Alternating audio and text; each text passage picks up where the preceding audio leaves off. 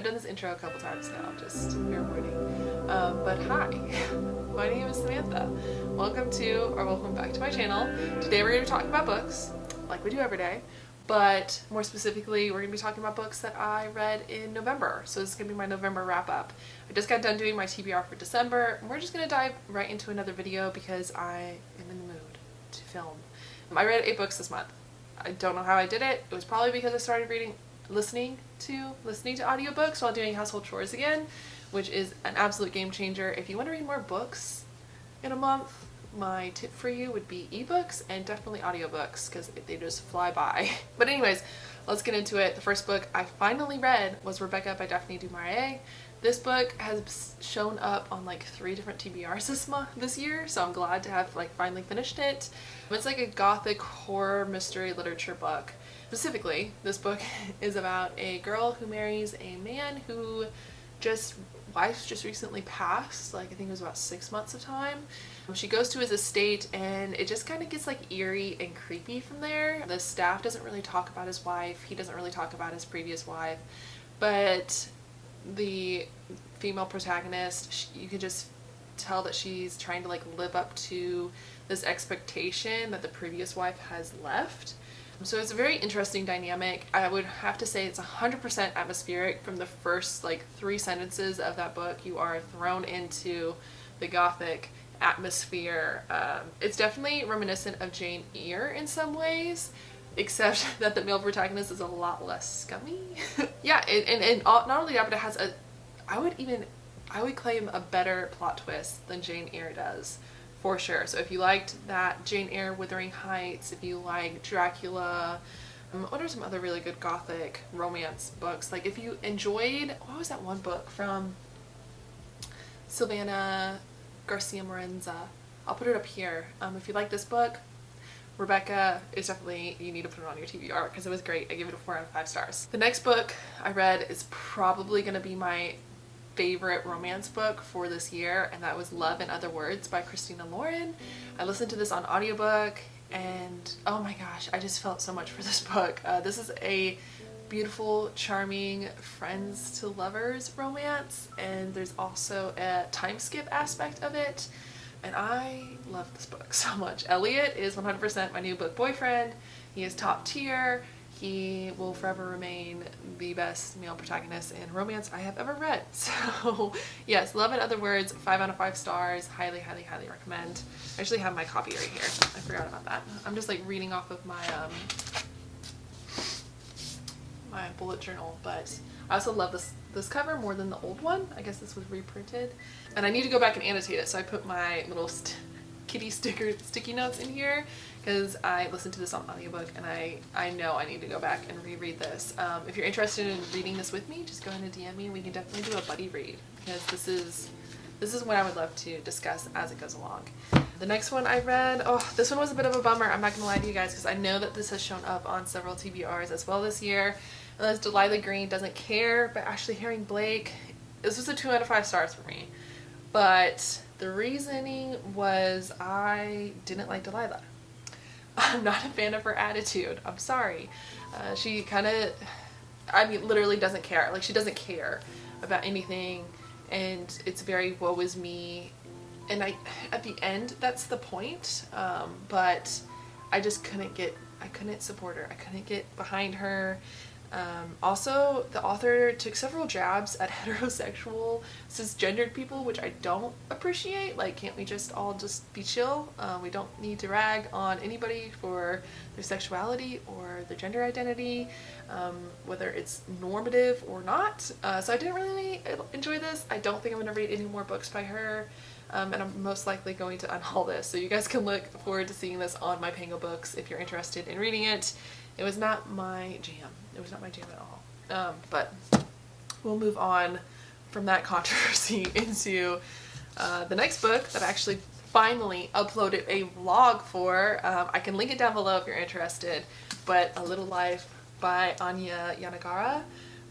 Wow, okay, so this has to be a 5 out of 5 stars because I still think about it on a daily basis, and it's been maybe like 2 weeks since I've read it. This one is scarring for sure. It's a book that I definitely will never ever forget.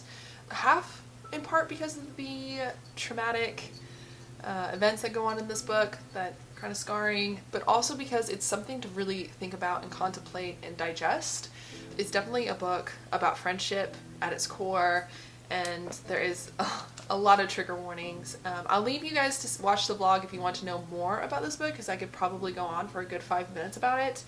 But in totality, it's about 4 men that grow up through their 50s. I think we end at almost, they're all 60 years old, and their friendship, their dynamics, more specifically Jude, who is a member of that friend group, and his traumatic life and how he has learned to grow from there, and how he interacts with his world to include his friends, and how his friends interact with him as someone who is very damaged and trying to be better.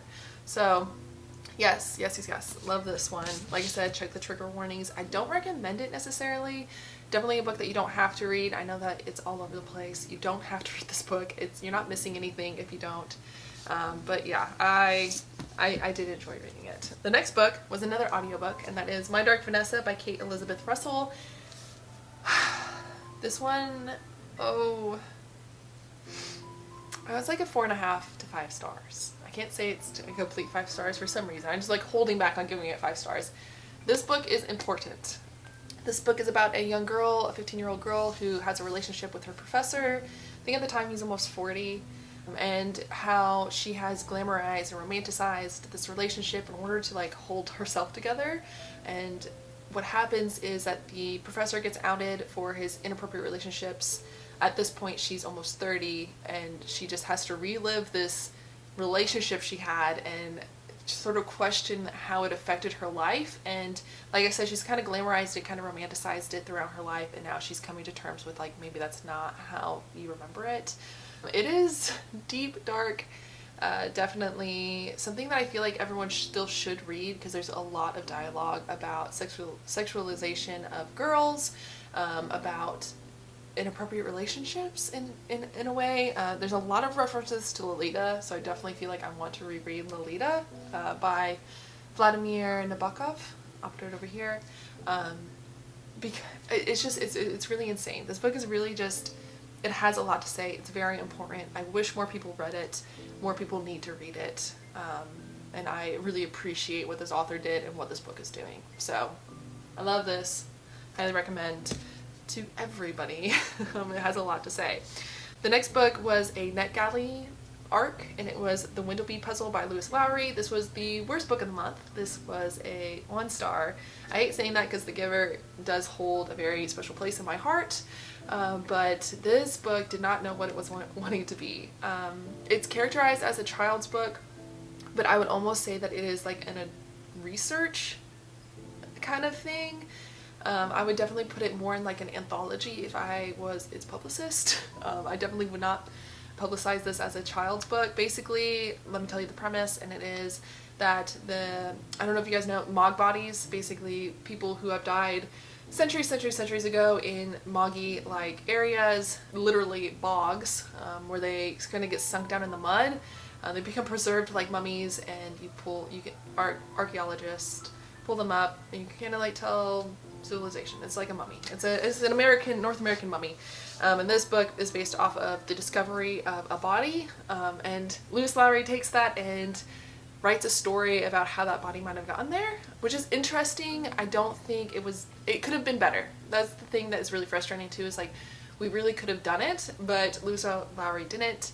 Halfway through the book, it also has another excerpt where you realize that they thought the mummy was female, turns out it was a male, and Louis Lowry then goes into another story from a different perspective of a male in that society, and I just did not like it at all. I do not recommend it.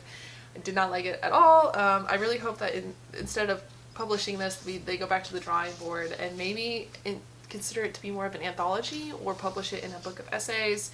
It's definitely like speculative fiction, I think is how I would describe this, or like a narrative essay, but definitely not a book for kids. I think it would be lost on that age range. But yeah, that was a disappointment. The next book that I got from NetGalley was Riven by Mindy Arnett. this book was amazingly good. I'm super excited for this book to come out. I did give it a 3 out of 5 stars only because I think that it could have been a little bit better paced. I do have to say that the premise was super unique and the characters were really intriguing and complex. There's definitely several plot twists that I did not see coming that I really enjoyed. And yeah, this book is basically about a society where they live off of this, the energy that they get is from a certain type of resource, and this resource is also poisonous, and it has to be mined by civilians in order to keep it from encroaching on the earth and taking over. It's, like I said, very unique, interesting premise. You follow a guy, he works for a crime syndicate, he's trying to get out of the lifestyle, but he gets drawn back in, and he has to like infiltrate the princess's life in order to find a formula in hopes of stopping the ice, the resource that is taking over the world. And yeah, you just like, it just explodes from there, because there's also magic users, but magic users are also illegal and they're used as slaves. The main character is a magic user himself, so I don't know if I described that very well. Like I said, very intricate, very complex, unique. Highly recommend for anyone who likes a middle grade YA, I won't even say middle grade, a YA high fantasy? Is that possible? I don't know if that's possible. That's kind of the vibes that I'm getting, so that's what I'll say about that. Last, but very much least, I finished The Ballad of Songbirds and Snakes by Susanna Collins. This was gross. I mentioned it on Instagram. People who follow me have gone on this journey with me. This was really gross. It was unnecessary. Snow is a villain, always will be a villain, always has been a villain. Getting inside of his head was just icky. The whole relationship in this book was very icky. Snow himself is a predator, and you can tell it from like chapter 1. He's a manipulative predator, and I don't think Susanna Collins was necessarily trying to write a redemption story. But if you're not going to write a redemption story about the villain in your series, then why write it? Like, I already knew that Snow was a really bad, ugly guy. I think the most intriguing part of this book, the reason why I finished this book, was because it does describe how the games came to be. There are some philosophical arguments in this book and ideas that could be explored better. I just don't think that this was the platform in which to do that. I think it would have been even better had Suzanne Collins written just a book, some other book, in order to explore these ideas that she has, these philosophical ideas that she has. This was not a good one. I will tell you that.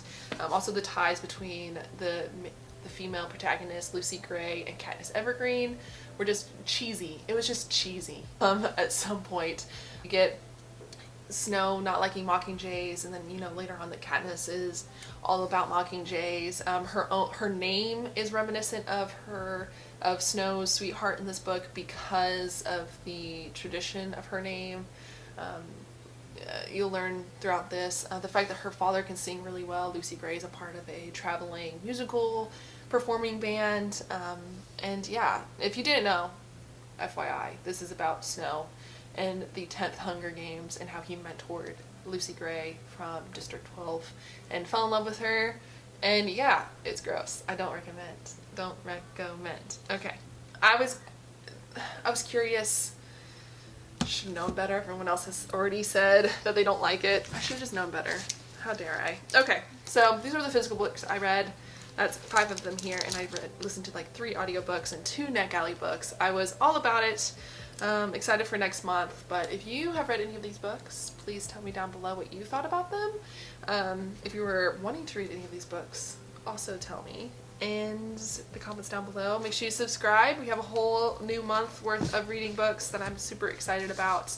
A couple vlogs coming up. I am moving, so we're going to get a whole bookshelf tour again, which I'm super excited about. And yeah, I will see you guys in the next video. And